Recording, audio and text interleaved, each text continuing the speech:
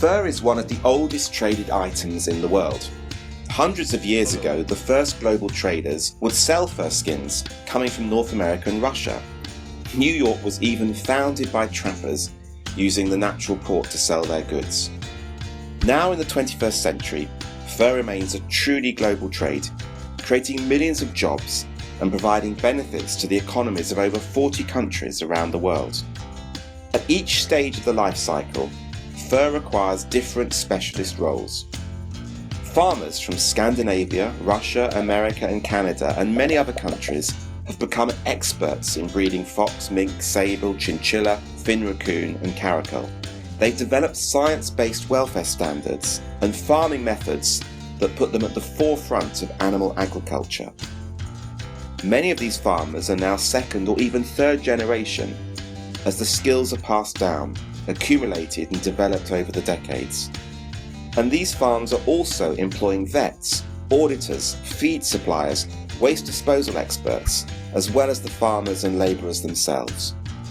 Some of the fur also comes from expert trappers and hunters, often working in rural communities where their skills bring vital employment and income to remote areas and indigenous communities. These individuals have also accumulated a wealth of knowledge on environmental conservation and wildlife population management that often puts them at the front of seeing how changes in our environment affects animals. In parts of Canada and Greenland, whole communities have been built around the sealing industry, again providing families with employment in areas where jobs are in short supply, but allowing them to finance the collection of the fresh local meat, which is so important for their diet and their community.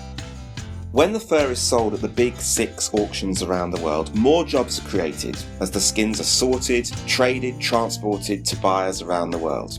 More employment and business comes from the dressing and dyeing process, with plants in Italy, Greece and Asia leading the way in developing responsible and sustainable ways to bring colour into the fur and preserve it for generations.